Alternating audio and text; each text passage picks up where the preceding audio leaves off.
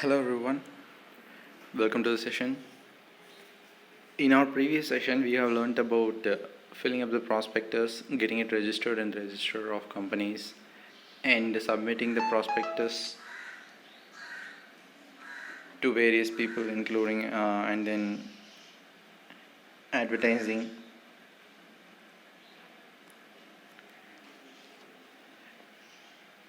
announcing it to the public and everything. So the next step on that process is to get the subscription list from the public. So as stipulated by the SEBI guidelines, the subscription list for public issue is to be kept open for at least 3 working days and for a total period of not exceeding 10 working days, which is to be disclosed in the prospectus as well. So subscription list is nothing but a list of people who have subscribed to buy the shares of the company. So this whole process is about when a company wants more investment, it will ask to the public to make an investment in their company. So to make that possible, the companies will go to the stock exchanges and then they will list their name in the stock exchange, thereby announcing to people that the company is looking for more investment. So that investment is gained by the public once the public is issued shares of the company.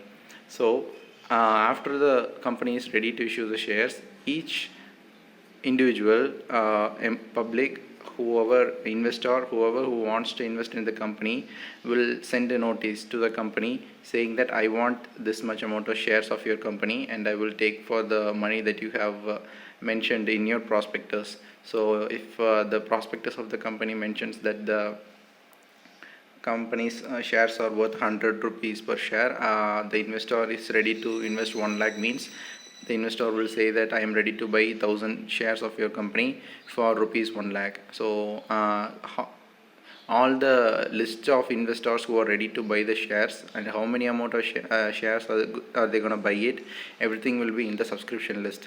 So the subscription list is a closed list. That list should be present with the company secretary at all times, but for the purpose of issuing procedure, the subscription list will be open, and then whoever who wants to subscribe for the company shares will add their names in the subscription list by sending a notice to the company.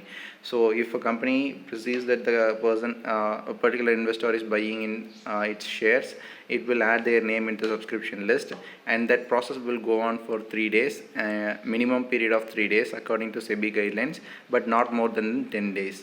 So in 10 days, the company will note down everyone who wants to buy its shares, and then after the 10 days is over, the subscription will be disclosed in the prospectus of the company at a later point. We all know that the prospectus will be disclosed to both the registrar of companies and the SEBI and also the stock exchange, and it's also issued to the public. So before even buying the shares, the investors are just giving a notice of how many shares they are wanting. So after doing so, the subscription list will be included in the prospectus and then sent to the public. And once the public has a view of it, they will know how many investors have actually liked or wanted to buy the shares of the public. So if there are like 1 crore worth of shares being sold, but the subscription list is only for 50 lakhs, means the investors will know that this only half of the shares are being sold by this company. Maybe the company is not trustworthy or something.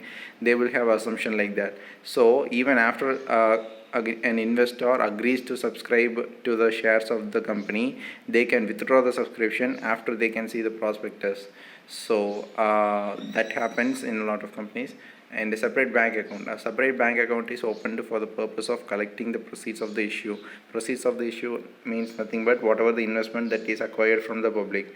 After the subscription list has been issued in the prospectus, the company will call the investors whoever who is in the list, asking them to pay the money.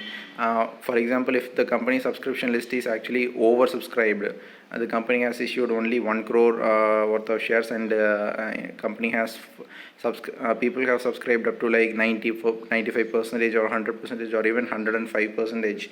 The people are asking more shares than the company is offering. The company, it means that the company has successfully gained a subscription from the public.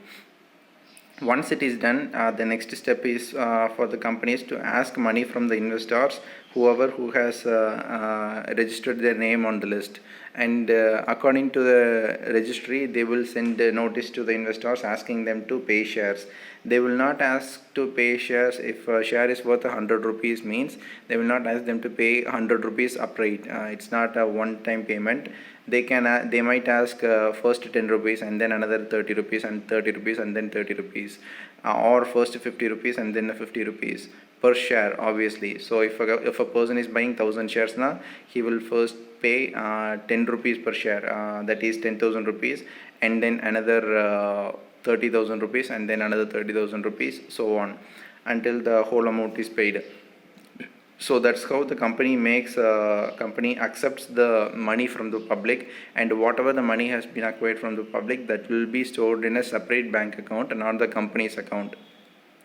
To know how much exactly is being acquired from the public, and if there happens an instance that the company has to repay such money to the public, they should know which account they should reduce from. Further, the date of opening and closing of subscription lists should be intimated in all collecting and controlling branches of the banks with whom the company has entered into an agreement for collection of application forms.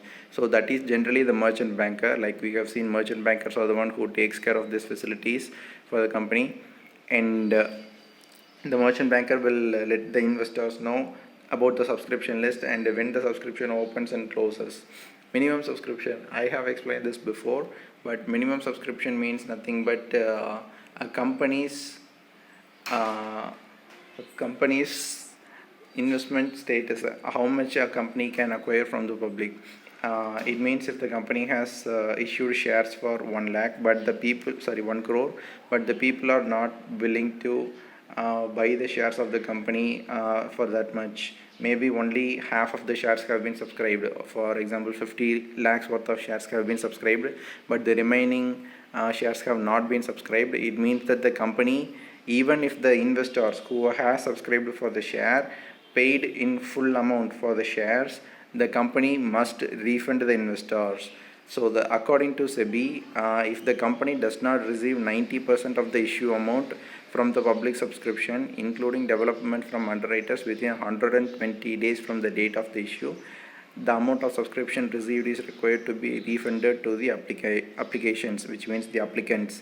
So if the share issue is for 1 crore rupees, the company must acquire subscription for at least 90 lakh rupees.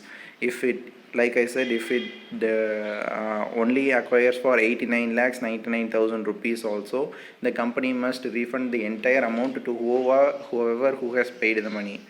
So that is the SEBI's guidelines. That is to make sure that not only a few people, if they do not know about the company well, shouldn't invest in the company and be affected by it.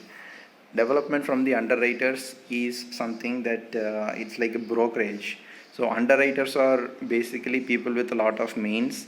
What they do is, if the company is not able to acquire as much as 90% of the shares, if the public is only subscribing for 60 or 70%, the underwriter is a single person.